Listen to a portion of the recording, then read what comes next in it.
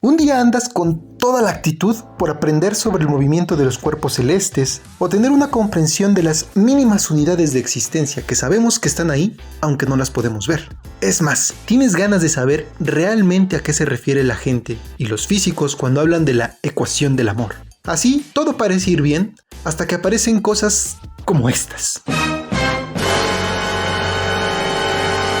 Habrá quienes verán este video y dirán, "Actually, eso es parte del libro de lecciones de física de Feynman, específicamente del tomo 1, mecánica, radiación y calor". ¿Y sabes qué? Tendrías razón, pues es de donde tomé las imágenes.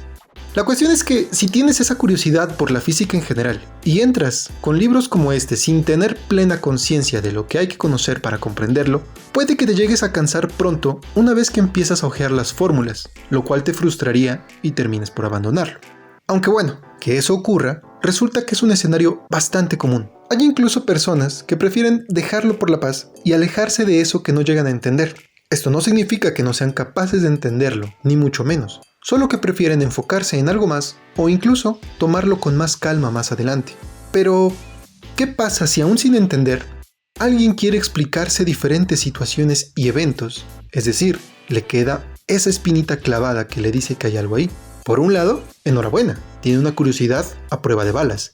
Y por otro, quedan así dos opciones. La primera, intentar nuevamente aprender de fuentes como la de ese libro, pero en apariencia algo menos complicado para poder acercarse poco a poco a temas cada vez más y más densos.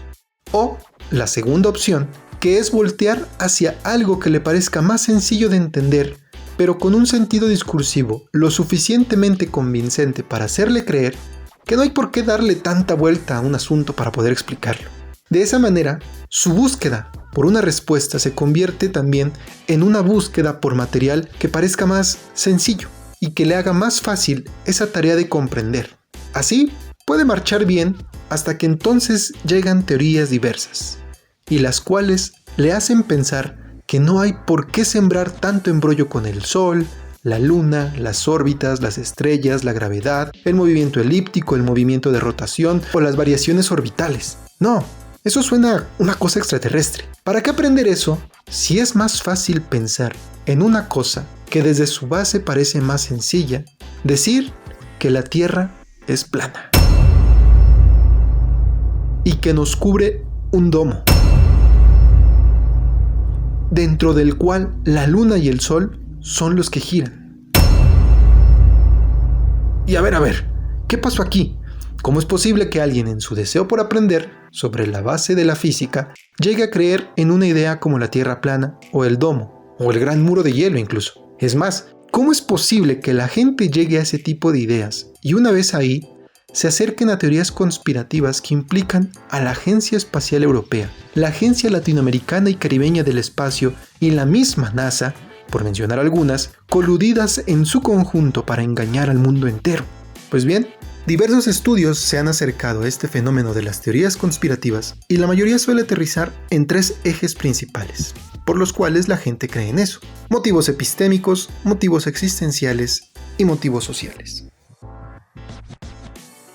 Motivos epistémicos.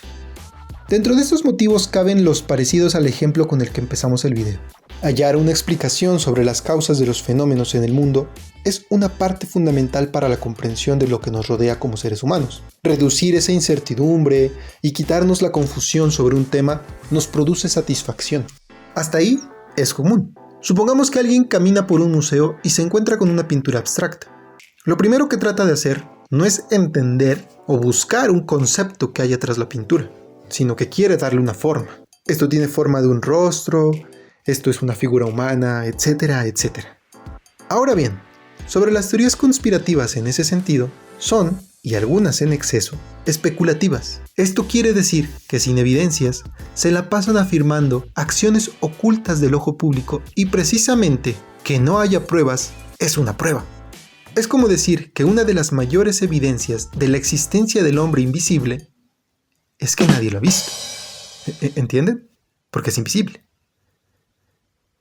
Bueno, también son complejas, pues como en el ejemplo de la Tierra plana, cuentan que existen múltiples participantes detrás de ese ocultamiento de los hechos. Y por último, son resistentes a la falsificación, ya que son los mismos conspiradores quienes ante las críticas dicen que precisamente son esas críticas las que a su modo confirman que la Tierra es plana, pues que los científicos no lo acepten solo demuestra que quieren desacreditar la teoría para ocultar la verdad.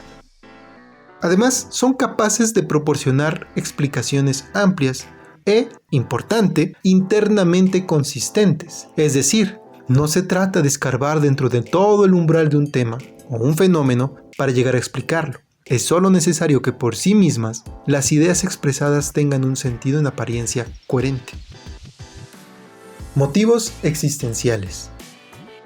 Más allá de una explicación epistémica, los seres humanos también tenemos una necesidad de seguridad en el entorno, tanto desde la individualidad como al formar parte de un colectivo.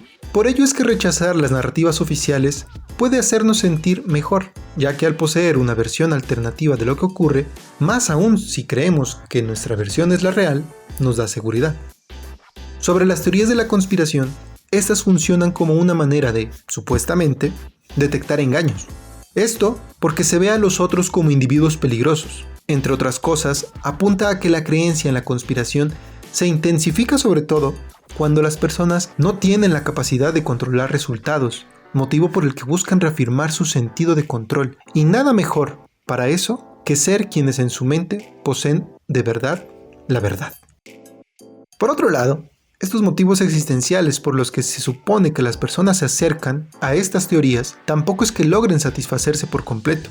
Incluso, y es el lado más desafortunado, parece que una persona al verse expuesta a ese tipo de teorías llega a suprimir su propia autonomía. Motivos sociales. Como personas, también tendemos hacia un deseo de pertenencia y de mantener una imagen. Bueno, pues sobre ese asunto, se sugiere que las teorías conspirativas hacen sentir un enaltecimiento al individuo y al grupo, ya que lo que ellos tienen como teoría permite que la culpa pueda echarse al otro grupo, y una vez más, si los llegaran a contradecir en su defensa, presumen que el recibir ataques es una muestra de la verdad que ellos dicen llevar. Son capaces de mantener su propia imagen, tanto individual como grupalmente, colocarse en un sitio de mayor moralidad, mientras que al mismo tiempo se caracterizan como víctimas de sabotaje de alto nivel. Un ejemplo de eso son las personas que pertenecen, ya sea por ideología u otros intereses, a un grupo político que haya perdido unas elecciones. Y acá no importa si se habla de un grupo de izquierda o derecha, basta con que hayan perdido para ser propensas estas personas a creer que en realidad detrás de su derrota hay toda una conspiración. En otras palabras, en cuanto a un grupo y a nivel social, las teorías de la conspiración pueden utilizarse como un escudo social, el cual protege desde la culpa hasta la desventaja que un asunto implique para ellos. En fin, estos son los motivos a grandes rasgos, aunque hay un punto con el que vale la pena cerrar este video. Aquello a lo que nos referimos con una teoría conspirativa va a casos como el terraplanismo, el gran muro de hielo, la tierra hueca, reptilianos, el cronovisor, etc. Cosas que dentro de las cuales los motivos señalados entran de modo perfecto y directo.